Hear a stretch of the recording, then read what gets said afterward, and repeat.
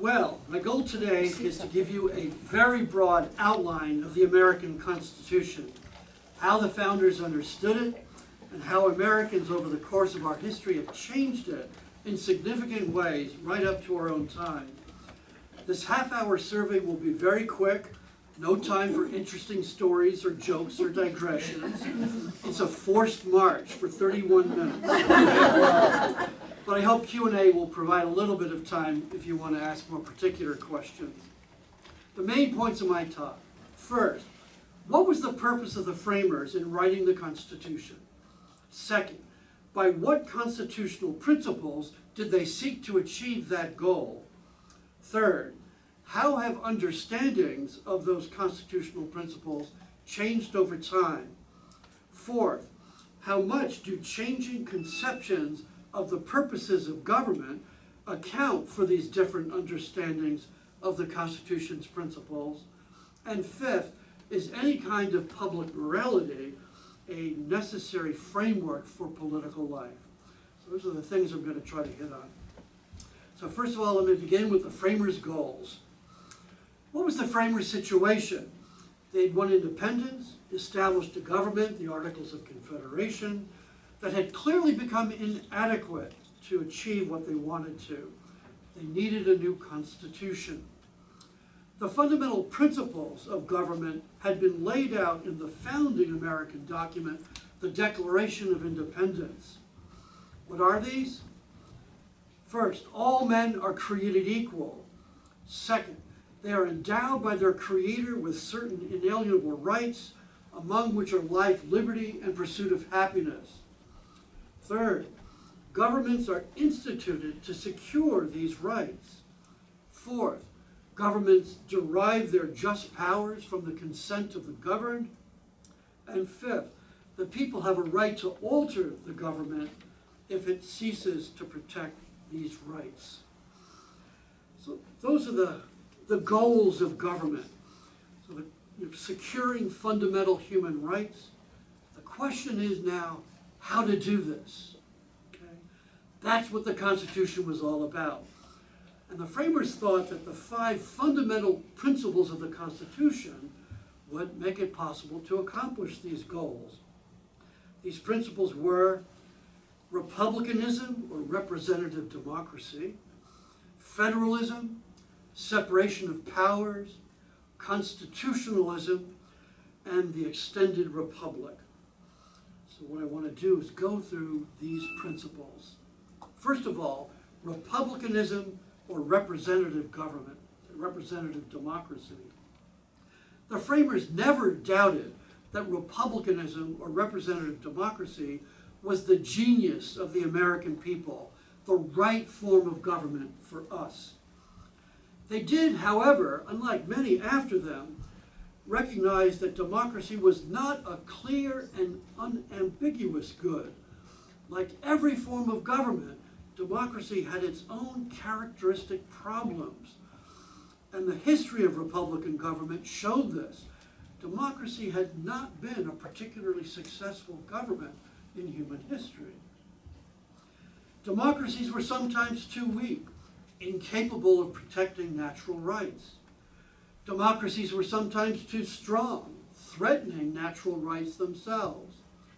The classic formulation, Madison and Federalist Number 51, was this: in framing a government which is to be administered by men over men, the great difficulty lies in this: you must first enable the government to control the governed, and in the next place, oblige it to control itself. And the framers thought they'd figured out the way to do this by what they called a new science of politics. That is, the other 4 principles of the Constitution. So what are they? Well, the next one is federalism. The Constitution wasn't created in a vacuum. Besides the failing Articles of Confederation, there were already state governments in existence. The framers wanted neither a unitary government nor a mere confederation. They wanted a government that they said was partly national and partly confederal, really a new kind of government. The national part of the government had a few important delegated powers. But with respect to those important powers, their power was plenary or full. Especially, first of all, foreign affairs and war, and second, providing an economic framework for the nation. For example, a sound currency, protection of property rights, and no state barriers to interstate economic activity. The confederal part of the government had the remainder of government powers, especially the ordinary administration of civil and criminal justice. These were often described as the police power, that is the general power to regulate the safety, health, welfare, and morals of the community. So that's federalism. Second, separation of powers. The central government needed to be strong but limited, and the internal limitations from the structure of government came primarily from the separation of legislative, executive, and judicial powers. But Federalist number 51 makes it clear that the separation cannot be complete. There had to be some partial overlap of powers because that was the key source of checks and balances, which were necessary, especially because in a Republican government, the legislature was naturally the strongest, the most powerful branch of the government, as the experience in the various states had shown. So the other branches had to be buttressed. The executive had to be buttressed, especially by having a qualified veto on laws, part of the legislative power, and by a partial alliance with the weaker branch of government, of the legislature, the one not closest to the people, namely the Senate. And this partial alliance was manifested through shared powers over foreign affairs and appointments. The judiciary had to be buttressed, especially by tenure during good behavior, that is, unless they were impeached. So that's separation of powers. Next, constitutionalism. In the interest of having a government that was neither too weak nor too strong, the framers followed the example of the states in having a written constitution. So first, the Constitution provided strong powers to the government, the central government, giving Congress considerable flexibility in achieving the objectives entrusted to it, especially national security and a broad power regarding foreign and interstate commerce. It also established limits on those powers, because the framers didn't believe that just any government action, even if it had popular support, was just or proper. The temporary whim of the people could be unjust, and it needed to have limits. So they established a constitution that limited government by imposing limits on both the central and state governments. That included limits in the Constitution itself, especially in Article 1, Section 9 and 10, and then also, of course, the Bill of Rights, which, to all intents and purposes, were really an integral part of the original Constitution. Those limits were to be enforced in various ways, including by a people aware of their rights and disposed to protect them, and also by independent judges exercising the power of judicial review. So that's constitutionalism. Then finally, the extended republic is probably the least well-known of the constitutional principles, but one that the framers most relied on to protect liberty. It's discussed in Federalist number 10. The basic idea is this. Contrary to what the anti-federalists thought, spreading a republic over a larger territory didn't actually endanger liberty, it actually protected liberty. The big problem, the framers thought, was faction. That would be a group united by a common opinion, passion, or interest that would override the rights of others in society or the common good of the community. Majority factions were the greatest threat to freedom in our political system, according to the founders.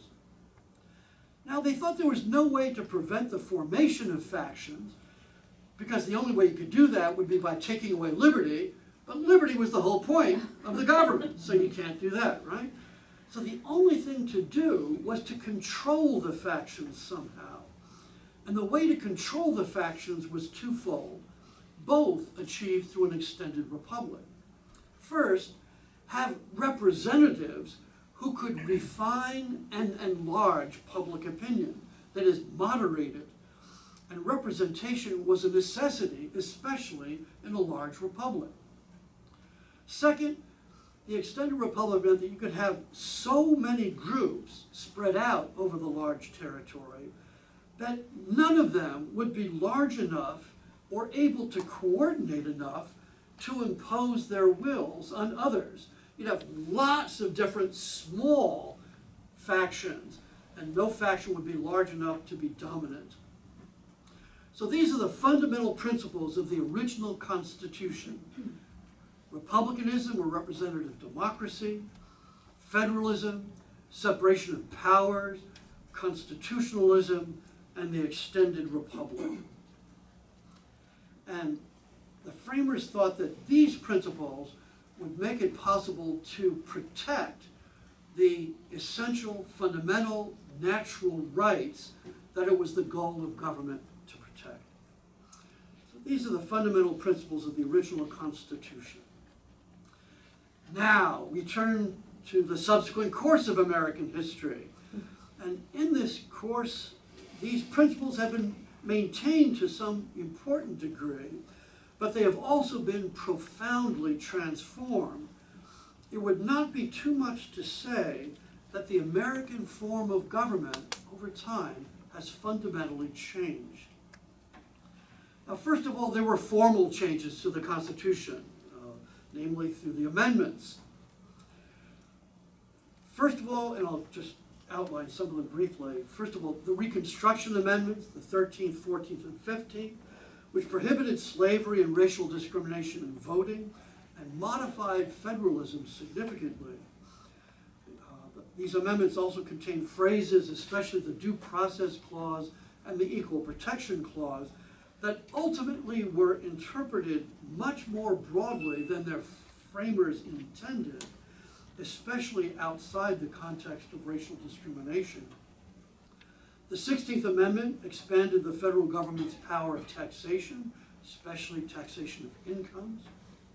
The 17th Amendment changed federalism in a major way by making the selection of senators not by state legislatures, as it had been, but by providing for direct election of senators. The 19th, 23rd, 24th, and 26th Amendment all expanded the franchise, the democratic right to vote, to include women, D.C. residents, those unable to pay a poll tax, and 18 to 20-year-olds. And finally, the 22nd Amendment limited the president to 2 terms. There were other amendments, but I think those were the major ones. The general pattern was to expand democratic voting rights and to expand equality. More important than these formal changes, however, have been the informal changes that have occurred, many of which I think can generally be said to have occurred outside the constitutional process of change. That is, in a certain sense, they may be regarded as illegitimate changes, although there's controversy about that. Now, one example of an informal change that was not inconsistent with the Constitution, in fact, it was very compatible with it, was the development of political parties, which hadn't really existed at the time of the founding and developed only later, but in ways that were very consistent with the Constitution. But I want to turn especially to the changes in the fundamental principles of the Constitution that I described earlier. And these changes have been more ambiguous. Begin with republicanism or representative democracy. Here, the key change is that few people any longer have any doubts about democracy.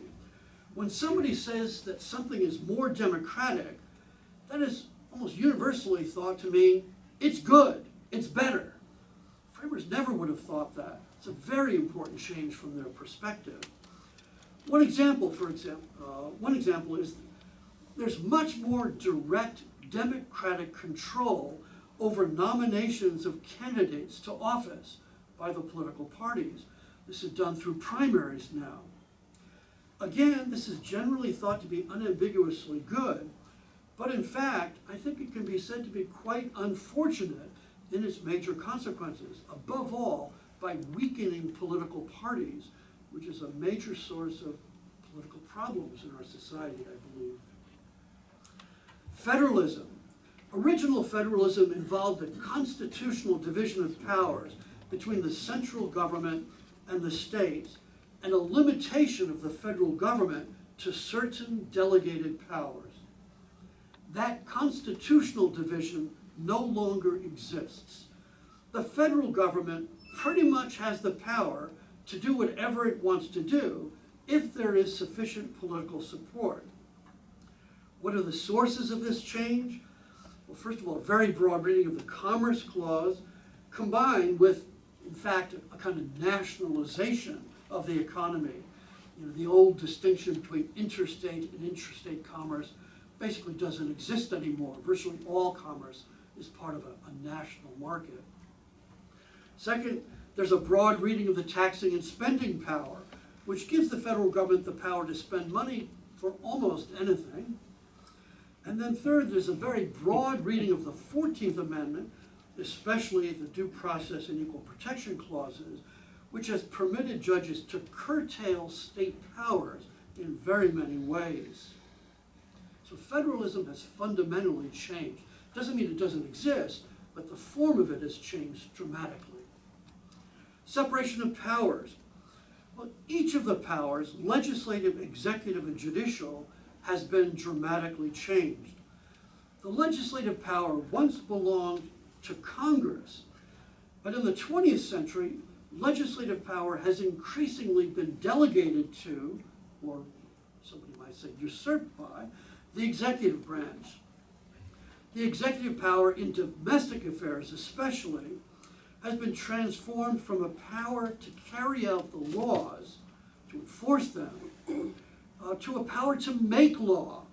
This is the rise of the administrative state, whereby largely unaccountable executive agencies and independent regulatory agencies de facto make a great deal of our law.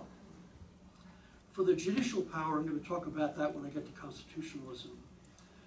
The overall results of these changes in separation of powers is that a very large amount of power has been transferred from the branch closest to the people, the legislature, to the executive and judicial branches, which are less accountable to democratic votes. A particularly important implication is that the constitutional checks and balances, which focused especially on limiting the legislature as the most dangerous branch of government,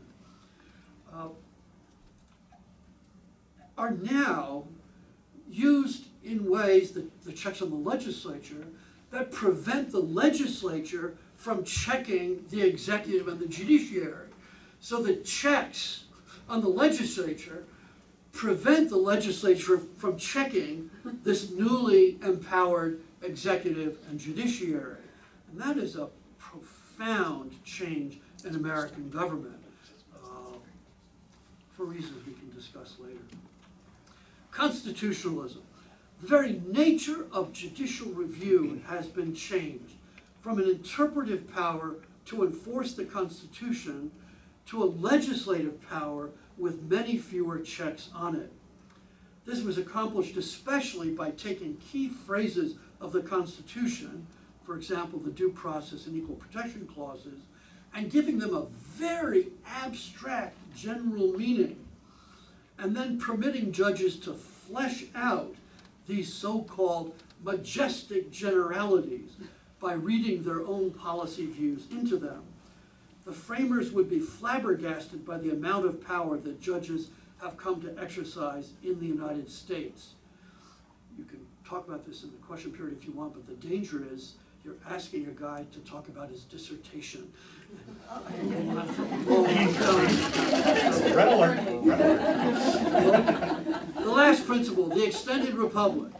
The branch of government in which the extended republic primarily operated was Congress, because of the very many senators and representatives who represented a wide diversity of opinions, passions, and interests, and then in the legislative process had to come up with some kind of compromise in order to achieve legislation. And when you get a huge diversity of interests and they have to compromise, that moderates legislation, okay? With the shift of power, however, from Congress to the executive and judicial branches, the diversity of opinions, passions, and interests is narrowed, especially to the major elements of the presidential coalitions and to the elite opinions that have so often dominated judicial decision-making. So, as you will have noticed, the original constitutional principles have not ceased to operate entirely.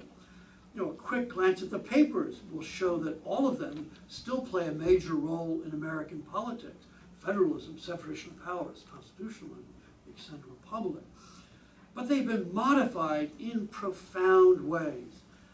First, there's been a great, though by no means complete, centralization of American politics, a shift to more power in the central government relative to the states. Second, there's also been a shift, again, by no means complete, of power within the central government from the branch most accountable to the people, the legislature, to the branches that are less directly accountable, the administrative agencies and the judiciary. So those are the changes in the purposes, in the principles of American government. And I want to turn now to the changing purposes of government. Why have there been these profound changes in American constitutional principles? I think perhaps the most important reason has been fundamental shifts in the goals of American politics, what we expect out of government.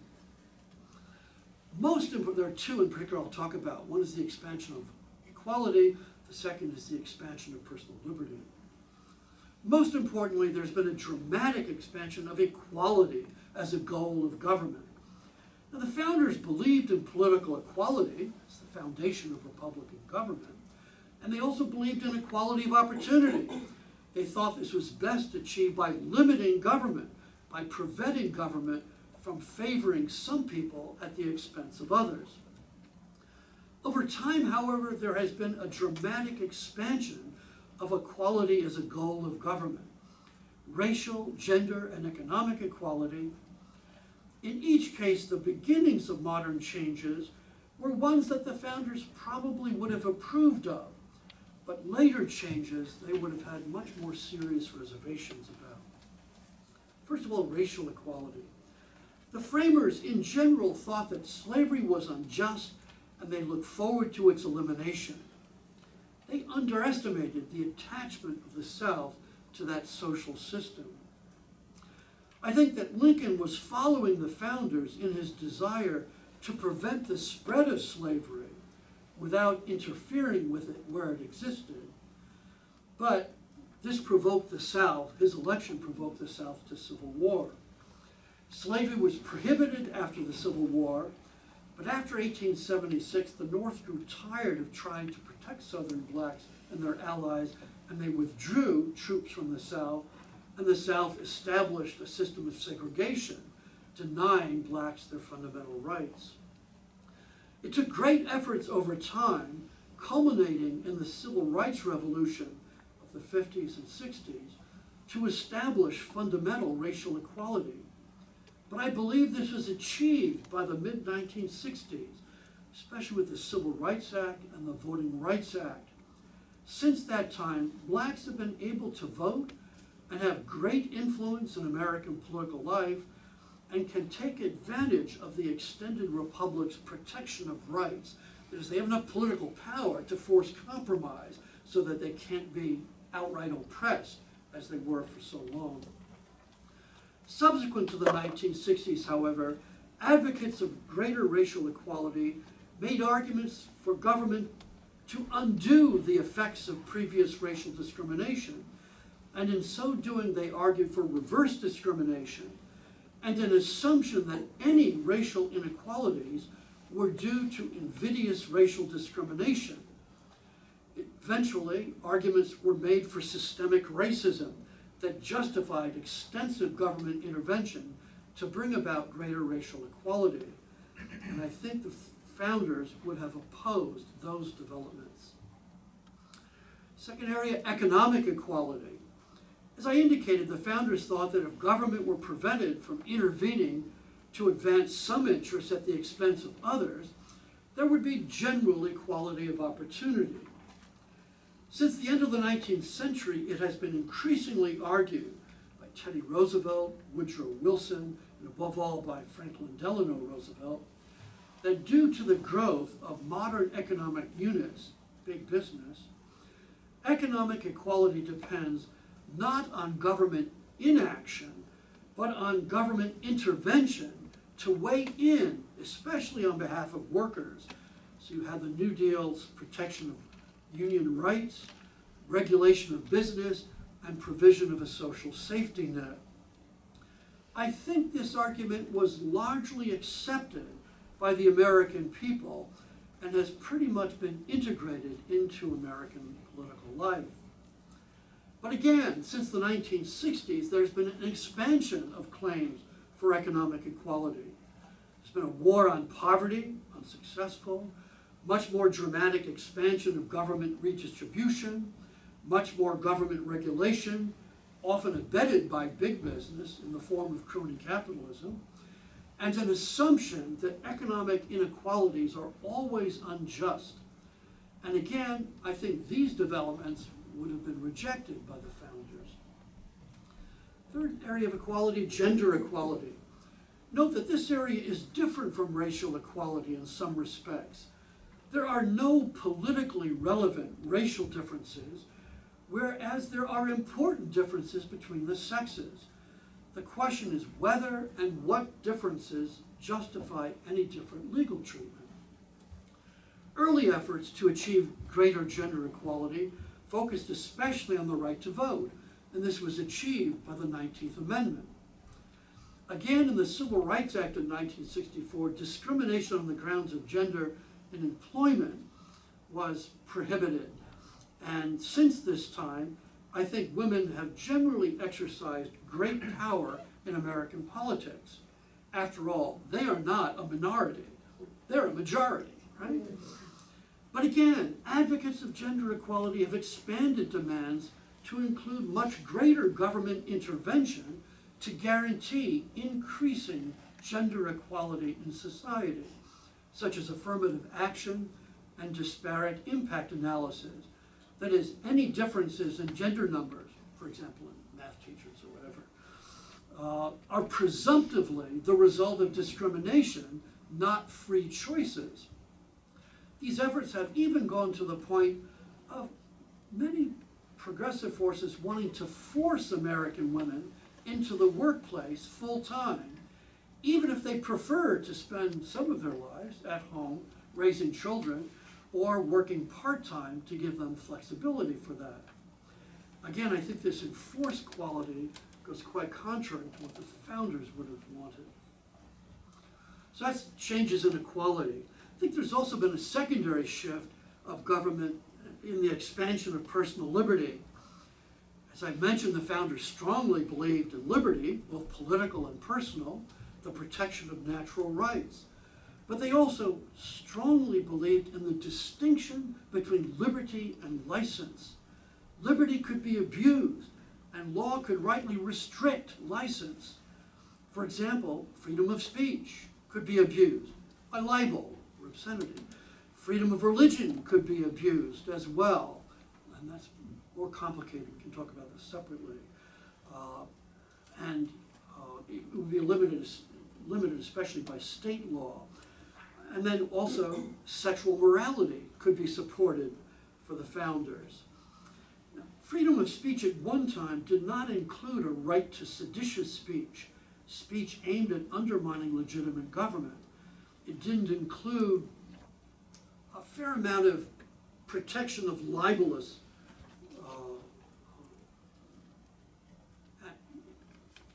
and slanderous speech.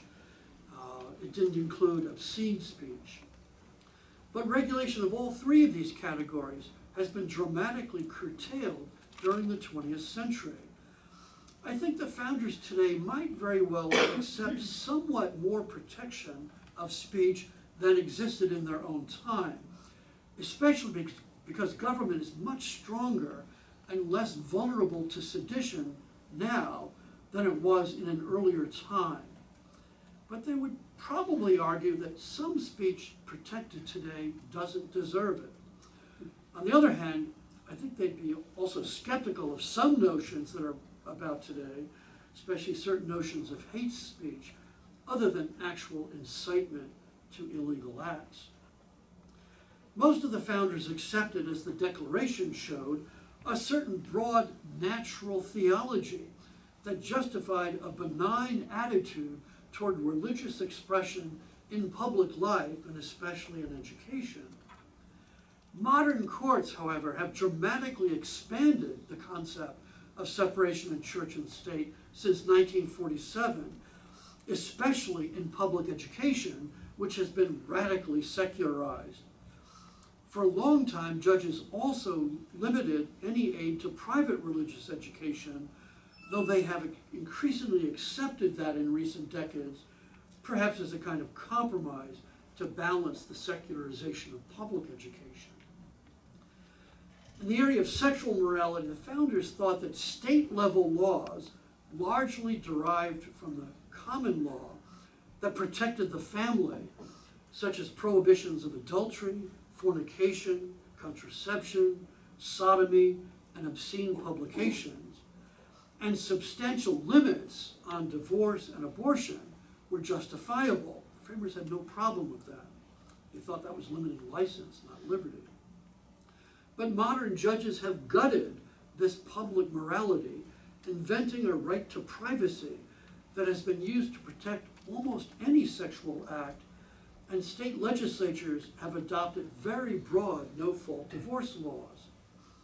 Encouraged by judicial rulings, this led to a homosexual rights movement that ultimately led to gay marriage judicial rulings and laws, and in some states to significant curtailment of both parental rights and the conscience rights of professionals.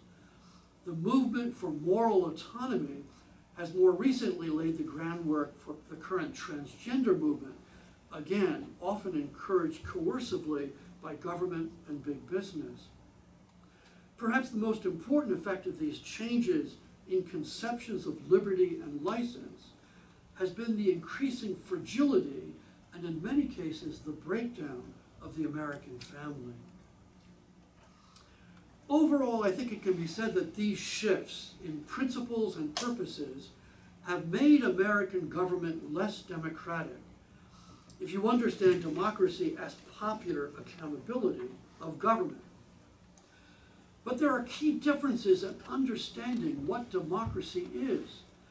Aristotle said that any form of government, including democracy, was defined by two elements. First of all, the organization and distribution of political power, and second, the ends or the purposes of the government. Now, in a democracy, it's the people who hold the ultimate political power. That's the principle of majority rule. And the ends of democracy tend to be, Aristotle argued, liberty and equality. But the framers didn't want simply as much democracy as possible. They wanted a moderate democracy. So, for example, they wanted popular rule, but they wanted moderate popular rule. So, for example, the people didn't rule directly, but through representatives who could modify democratic desires, but were still accountable to the people. They also wanted not as much liberty and equality as possible, but moderate liberty and equality. However, intellectual elites in the US since the end of the 19th century have believed and proclaimed that the cure for the ills of democracy is more democracy, always, especially in the form of more liberty and equality. But often they have believed the way to get more liberty and equality is ruled by experts, that is, people like themselves, which is not democratic, of course. One last point, which may be more controversial. The framers of the Constitution also assumed that you needed a certain kind of citizenry, one that had certain moral qualities. They didn't have to be saints, but they needed many important virtues: industry, hard work, courage for national defense, temperance and self-discipline, perhaps especially for family life and economic responsibility, respect for the rights of others. For this basic moral framework, they thought it was necessary to have religion and morality, as George Washington argued in his farewell address. You can't just rely on legal coercion to ensure that people respect each other's rights. You need a police state if only law was, ensuring that you wouldn't violate somebody else's rights. And also you needed to have that religion and morality in order to induce people to make a kind of fair share contribution to the well-being of the community. Obvious things like taxes, military service. You needed a certain amount of what they called Republican virtue, is what they argued. Now, the laws couldn't create religion and morality, but they did provide essential social support for it. But overwhelmingly, not at the level of the federal government, but especially in the states, and perhaps especially through public education. For example, public education encouraged religion in a general way, not sectarian religion, and the common law encouraged a morality that supported the family, restricting sexual immorality and divorce. Modern Americans, especially elites, for whom moral autonomy is one of their most cherished values, but increasingly for non-elites as well, either one, don't think that morality is important. It is enough for the law to punish actions that directly harm others. We'll recognize this as really the core value of libertarianism. Or second, they think that morality can be counted on even without the support of social norms and laws, because human beings are naturally good, or at least good enough. The judges, in particular, influenced by these ideas, have struck down state laws that attempt to support morality. And because the federal government wasn't intended to deal with these matters, there has been no federal constitutional obstacle to their doing so. I think that most public policy issues today can be traced in significant part to a decline in religion and personal morality. For example, the increasing breakdown of the American family with terrible consequences, especially for fatherless boys, the loss of a sense of obligation to work hard to support oneself, habits of extravagance, personal debt, and failure to save for old age, massive public defense. I think the entitlement crisis that is coming is going to be a whopper, and is connected with these moral tendencies. So, my conclusion. Looking back to the questions I said I'd address at the beginning, here's a summary. First, what was the purpose of the framers in writing the Constitution? To ensure the protection of natural rights. Second, by what constitutional principles did they seek to achieve that goal? Republicanism or representative democracy, federalism, separation of powers, constitutionalism, and the extended republic. Third, how have understandings of those constitutional principles changed over time? Profoundly. Each one has been substantially modified, generally in the direction of centralization of power in the federal government and shifts of power within the central government from the legislature, the most accountable branch, to the less accountable executive and judicial branches. Fourth, how do changing conceptions of the purposes of government account for these different understandings of the constitutional principles? A great deal. In particular, one, changing conceptions of economic equality, especially, have led to expanding powers of the national government and of the executive branch. And two, changing conceptions of racial and gender equality and personal liberty, especially, have led to expanding powers of the judiciary. Fifth, finally, is any kind of public morality needed as a framework of political life? The founders thought so. It's not so clear that the American people think so today. And that's your handy-dandy 31-minute outline of the American Constitution.